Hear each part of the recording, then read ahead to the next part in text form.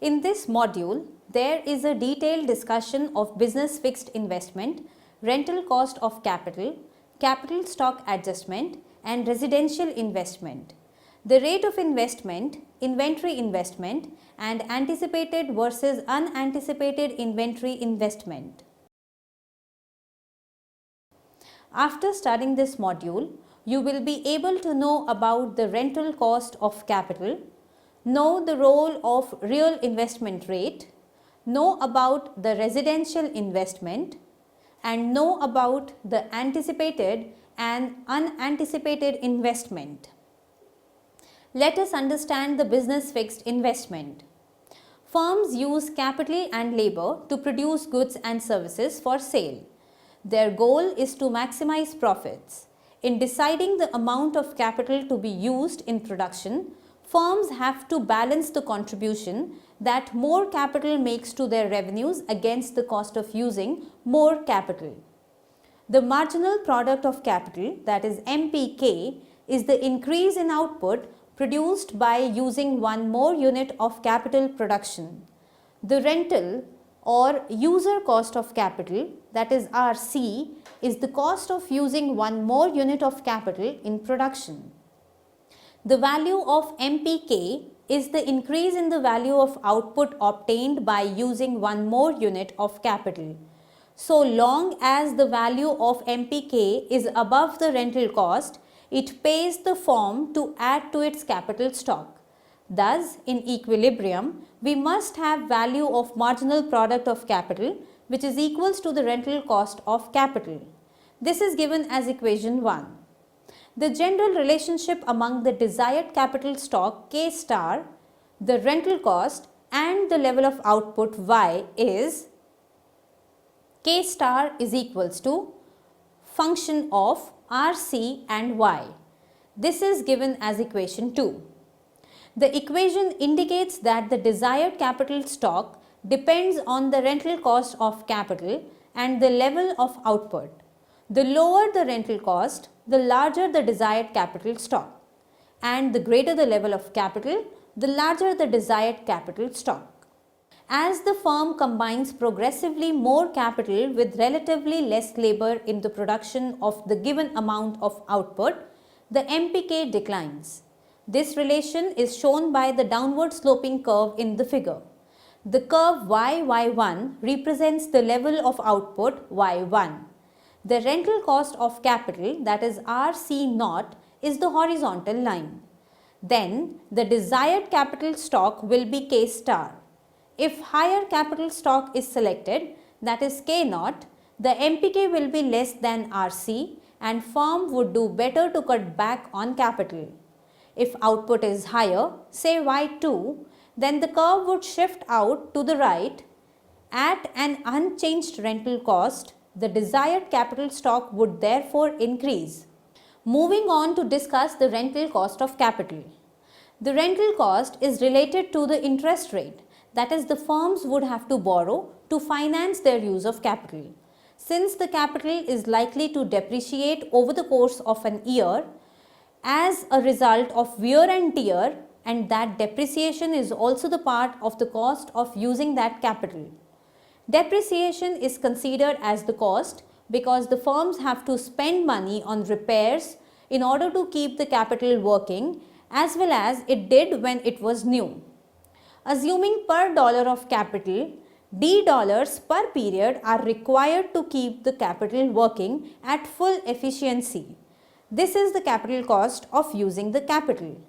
Thus, RC is equals to interest rate plus D. This is given as equation 3. The real interest rate. The real interest rate is the nominal rate of interest minus the rate of inflation. It is the expected real rate of interest that should be used. The firm is borrowing in order to produce goods for sale in the future. The price of the good the firms sell will be rising along with the general price level. Thus, the nominal value of MPK will be rising with the price level, but the nominal amount of interest the firm has to pay does not rise with the price level. Also, the real value of the firm's debt will be falling over time as a result of inflation, and the firm should take that reduction in the real value of its outstanding debts into account in deciding how much capital to employ. Therefore, RC is equals to R plus D. This is given as equation 4, where R is equals to I minus expected value of inflation. The firm's cost of capital is determined by the real rate and not the nominal rate of interest. Investment spending tends to be higher when the real cost of capital is lower. Next, we shall discuss the taxes and the rental cost of capital. The rental cost is also affected by taxes. The two main tax variables are the corporate tax and the investment tax credit. The investment tax credit allows the firms to deduct from their taxes a certain proportion, say T, of their investment expenditure in each year. The investment tax credit reduces the price of a capital good to the firm by the ratio T. Therefore, the investment tax credit reduces the rental cost of capital. The corporate income tax has no effect on the desired stock of capital. The firm will equate the after-tax value of MPK with the after-tax rental cost of capital in order to ensure that the marginal contribution of the capital to profits is equals to the marginal cost of using it. The corporate tax has the impact that interest payments are deducted from the firm's income before its taxes are calculated. Let us now understand from desired capital stock to investment. Equation 2 specifies the desired capital stock. The actual capital stock can differ, since it takes time to plan and complete an investment project, and because investing quickly is likely to be more expensive than the gradual adjustment of the capital stock, firms do not try to adjust their capital stocks to the long run desired level instantaneously. Very rapid adjustment of the capital stock would require expensive crash programs that would interfere with the regular production. Thus, firms generally plan to adjust their capital stocks gradually over a period of time rather than immediately. Now, we will understand the capital stock adjustment. We will use the gradual adjustment hypothesis or flexible accelerator model to learn about the speed at which firms plan to adjust their capital stock over time. The basic notion is that larger the gap between the existing capital stock and the desired capital stock, the more rapid a firm's rate of investment. The hypothesis is that firm plans to close a fraction lambda of the gap between the desired and the actual capital stock each period. Denote the capital stock at the end of the last period by k minus 1. The gap between the desired and the actual capital stock is k star minus k minus 1. The firm plans to add to the last period's capital stock a fraction of the gap so that the actual capital stock at the end of the current period k will be k is equals to k minus 1 plus lambda into k star minus k minus 1. This is given as equation 6. Here, equation 6 states that the firm plans to have the capital stock at the end of the period k be such that a fraction lambda of the gap is closed. To increase the capital stock from k minus 1 to the level of k, the firm has to achieve an amount of net investment. I is equals to k minus k minus 1. Therefore, net investment can be written as I is equals to lambda into k star minus k minus 1. This is given as equation 7, which is gradual adjustment formulation of net investment. In equation 7, the required investment function has been reached. Any factor that increases the desired capital stock increases the rate of investment. Therefore, an increase in the expected output, a reduction in the real interest rate, or an increase in the investment tax credit will each increase the rate of investment. In addition, the theory of investment contains aspect of dynamic behavior, behavior that depends on the values of economic variables in periods other than the current period. The two sources of dynamic behavior in equation 7 are: first, the first arises from expectations. The K star term depends on the firm's estimate of future or permanent output. And second, the second source of dynamic behavior arises from the adjustment lags.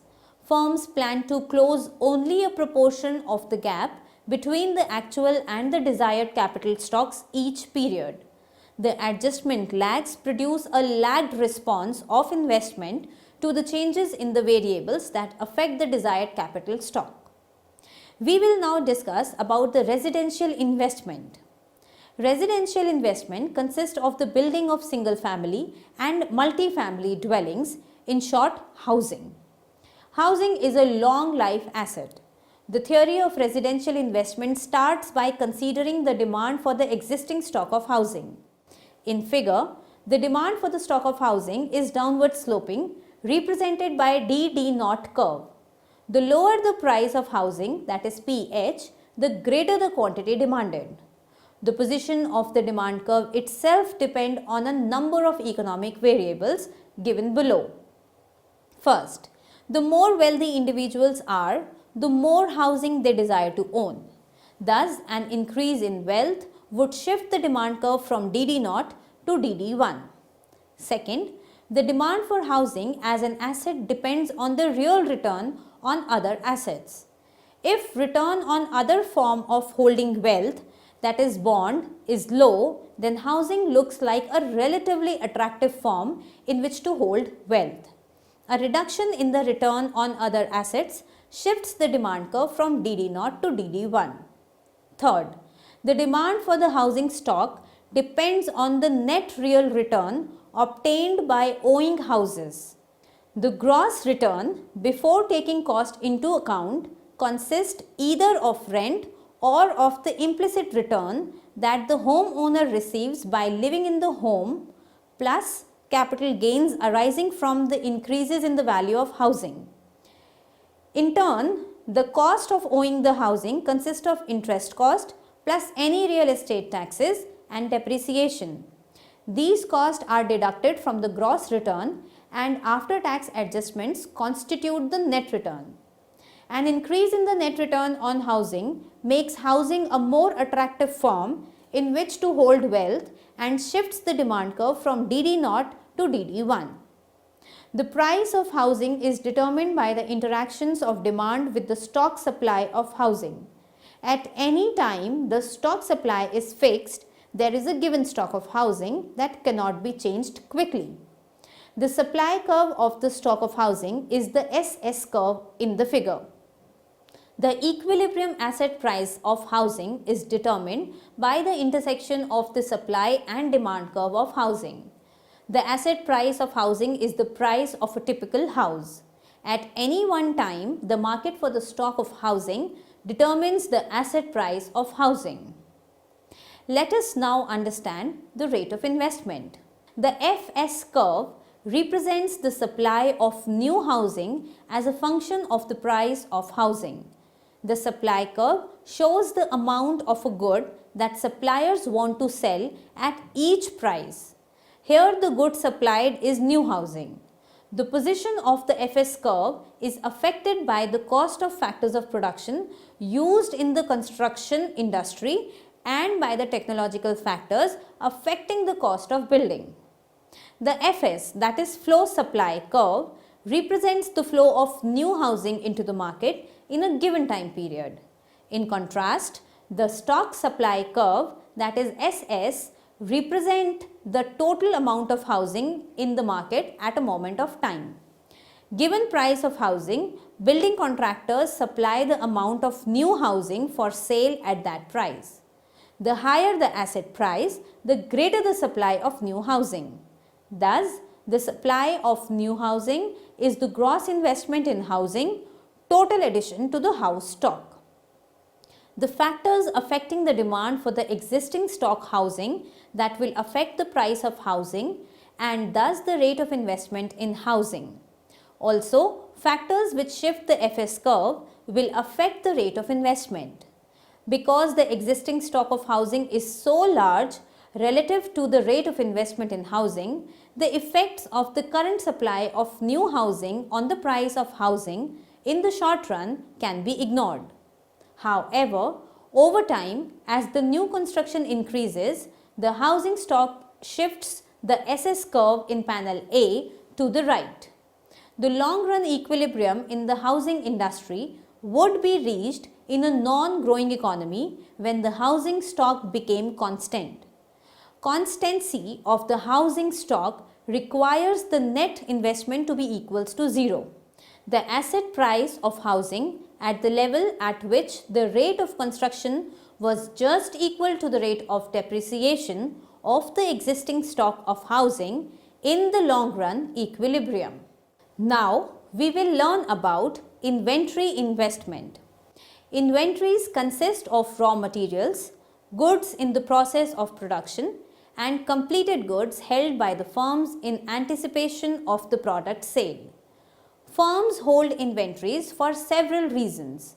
First, sellers hold inventories to meet the future demand for goods because goods cannot be instantly manufactured or obtained to meet the demand. Second, inventories are held because it is less costly for a firm to order goods less frequently in large quantities than to order small quantities frequently. Third, producers may hold inventories as a way of smoothing their production.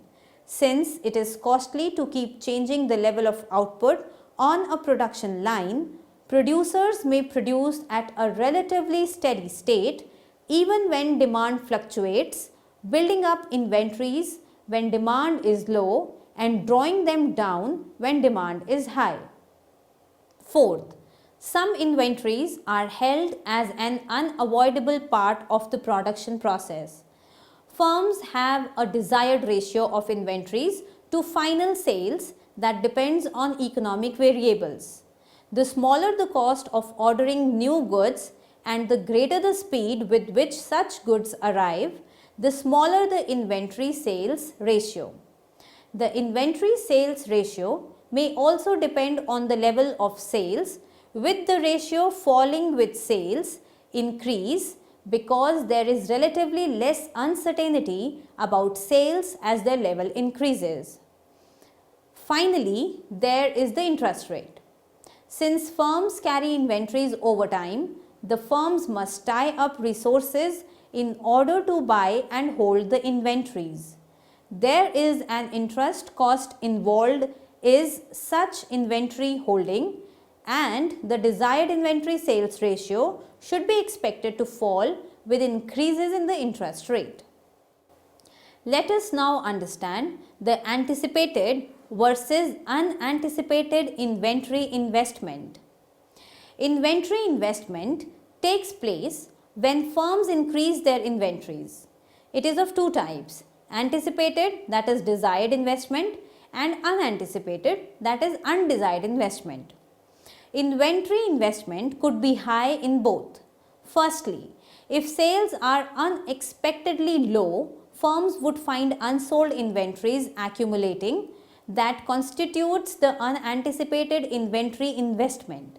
Second, inventory investment could be high because firms plan to build up inventories, that is anticipated investment. These are different for the behavior of aggregate demand. Unanticipated inventory investment is the result of unexpected low aggregate demand, whereas planned inventory investment adds to the aggregate demand. Thus, rapid accumulation of inventories could be associated with either rapidly decreasing aggregate demand or rapidly increasing aggregate demand. Now, we will summarize what we have learnt in this module. The marginal product of capital, that is MPK, is the increase in output produced by using one more unit of capital in production. The rental cost of capital is the cost of using one more unit of capital in production. Rental cost is related to interest rate, that is, firms would have to borrow to finance their use of capital. The real interest rate is the nominal rate of interest minus the rate of inflation. It is the expected real rate of interest that should be used. The firm is borrowing in order to produce goods for sale in the future. Inventory investment takes place when firms increase their inventories. It is of two types: anticipated investment or desired investment and unanticipated investment or undesired investment.